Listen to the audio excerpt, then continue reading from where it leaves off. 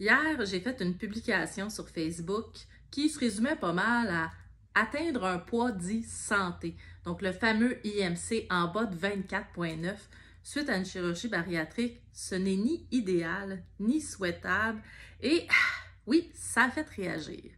Donc, c'est quoi l'explication derrière ça? Pourquoi est-ce que quand on se fait opérer pour perdre du poids, donc via justement un des types de chirurgie bariatrique qui existe ici au Québec, pourquoi est-ce qu'au fond, on ne veut pas retrouver un poids santé?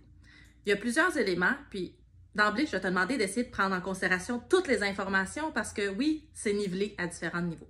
Premier élément, le poids santé tel que défini par l'IMC, donc l'indice de masse corporelle, ça ne dit pas tout.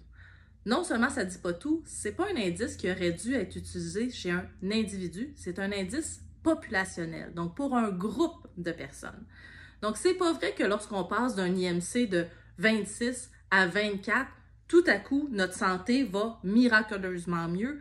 Non, parce qu'il faut prendre en considération d'autres facteurs, d'autres indices pour évaluer la santé de quelqu'un. Donc, ça, c'est de façon générale pour tout individu, chirurgie bariatrique ou pas.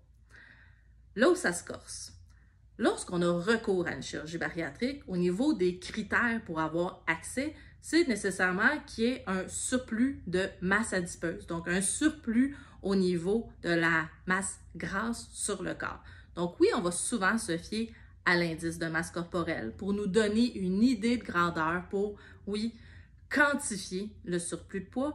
Et c'est là qu'on va dire que deux grands critères principaux pour avoir accès à la chirurgie, on va dire d'avoir soit un IMC supérieur à 40 ou encore avoir un IMC supérieur à 35 avec des comorbidités reliées à l'obésité.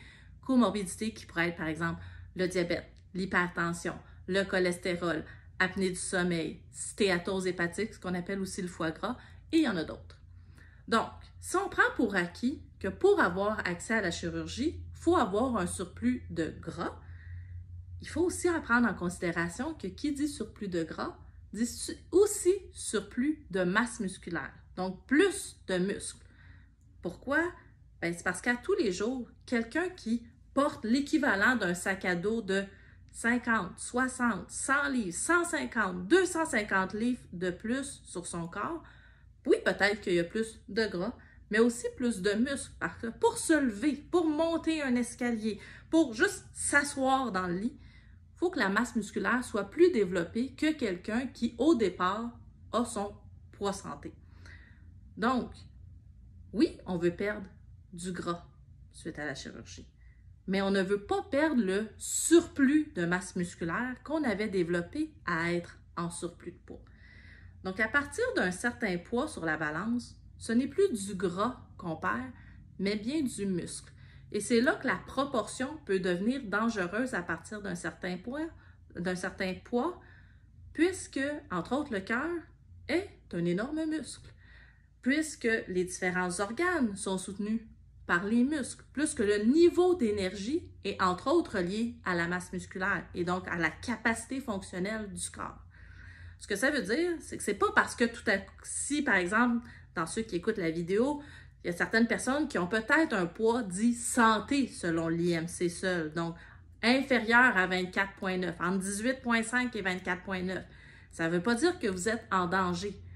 Par contre, ce qui est considéré comme sain, ce qui est considéré comme souhaitable suite à une chirurgie, c'est beaucoup plus d'atteindre ce qui est considéré encore comme étant un surplus de poids, de l'embonpoint.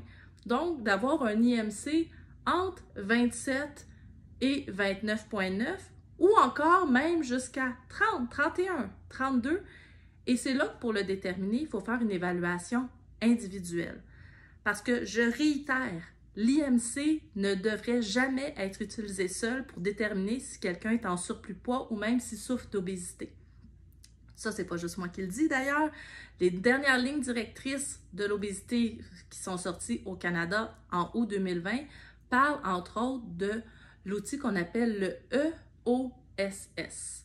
Donc, c'est un outil qui a été développé d'ailleurs ici même au Canada qui prend en considération, oui, la santé physique et donc les différents risques reliés à la santé physique, dont les maladies cardiovasculaires, mais la santé psychologique et la santé fonctionnelle. Et donc, c'est en prenant en considération, entre autres, ces 3 aspects-là, qu'on peut aller déterminer quel est le meilleur poids pour un individu. Donc, il faut faire attention. Souvent, quand on pense chirurgie bariatrique, on se dit « Ah, enfin, je vais pouvoir avoir mon poids santé ». Mais votre poids santé n'est pas déterminé avec un IMC populationnel. Il faut personnaliser. Chaque cas est différent. Donc non, ce n'est pas idéal, ce n'est pas souhaitable d'avoir un IMC en bas de 24,9 si pendant des années, pour ne pas dire des décennies, vous avez porté sur votre corps un surplus de poids imposant qui nécessairement impliquait une masse musculaire plus importante.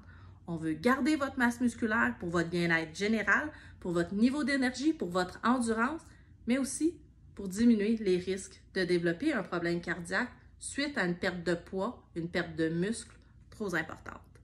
En espérant que ça clarifie un petit peu la situation et rappelez-vous toujours, vous êtes beaucoup plus qu'un chiffre sur la balance. Bonne journée!